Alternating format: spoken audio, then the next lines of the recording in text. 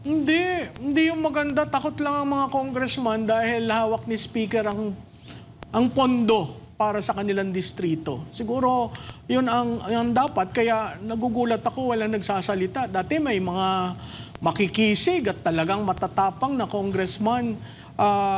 At ang nakakalungkot dito, parang isang click na lamang ang House of Representatives. Yung daily mag-press conference ka tapos ang pinag-uusapan lang nyo batikos sa Senado at sabihin, ipas nyo na yan or else. Paano ka magiging or else? Yung mga congressman, kayo elected by district. Tsaka Pero may yung mga deadline din. senador, nationwide yun. So malaki ho ang constituency nila. Alang namang pumikit ang mata nila sa ginagawa ninyo. 'Di ba? So, sana maintindihan natin kung bakit yung sa Ligang Batas natin was designed as such na ang House of Representatives 3 years, maximum of 9 years, ang Senado 6 years, maximum of 12. Hindi ho yun arbitrary. Talaga hong sinadya na ganon, mas matagal ang senador dahil nationwide at may role ho silang ginagawa in the removal of a sitting president. No? Ang House of Representatives, hindi ho siya continuing body. Every 3 years. Wala akong naiiwan dyan. Lahat sila tumatakbo. So, by design ng ating framers ng Saligang Batas, ang presidente, isang term na 6 years.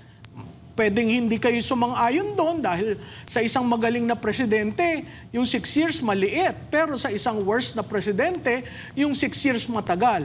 Pero yun ho ang Saligang Batas. 6 years sila, ang presidente, ang vice president. At makikita nyo yung 6 years na andyan pa ho yung senador na hinalal nyo prior to the election of the president. So, continuing body ang Senado. Yun ho ang kailangan yung tandaan. Opo. Bago lang si partner MJ ulit. Ma'am, maliwanag na po ba, kayo po ba ay naliwanagan kung ano nga ba talaga ang specific na gusto ng Marcos administration, lalo na si Pangulong Bongbong Marcos, or needed pa na i-expound yung pangangailangan natin na dapat baguhin itong ganitong sinasabi ng ating konstitusyon? Malinaw na ba sa'yo? At meron ba, kumbaga, parang pinag-aralan ng husto? Kasi si Senador Chis Escudero parang nakukulangan pa eh. Hindi rin niya magets kasi, kumbaga, halimbawa, itong unless otherwise provided by law lang.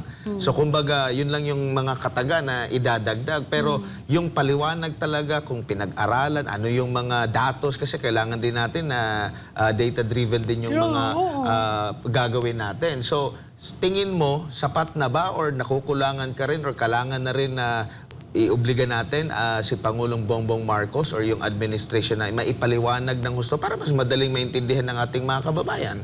Alam mo, ang kailangan siguro nilang ipaliwanag at lagyan ng datos is the 60-40. Okay. Yung land ownership. No? Maraming tutol dyan kasi maraming oligarchs ng ating bansa. Ang of course gusto nila sila may control ng land assets. Joint venture, yung iba, dami, nag-aasawa, parang yung 60-40. Pero babalik tayo ang Vietnam, hindi nag-open ng ganong kalaki sa land ownership. So, depende sa anong programang kaakibat ng amendment na yon. Kung ako, advocate ako ng Federal Parliament, structural yung akin, hindi certain provision. Meron sinasabi advertising, education, nagagawa ho yun ng public service, na open nga ho yung telecompany services sa foreign ownership. Diba? Nabukas ho yan. So, wala nang hadlang. At titingnan ninyo yung model sa renewable energy. Legal opinion lang ho yun ng DOJ. Nabuksan ho ang energy sector sa dayuhan. So again, babalik tayo. Pwede ba kayong maging specific? Ano yung gusto nyong paltan? At ano ang ipapalit? At ano ang basehan?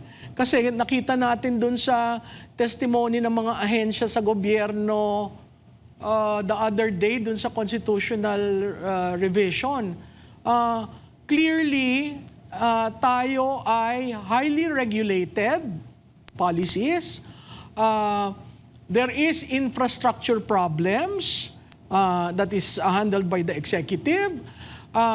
There is corruption when 20% of your GAA is lost to corruption.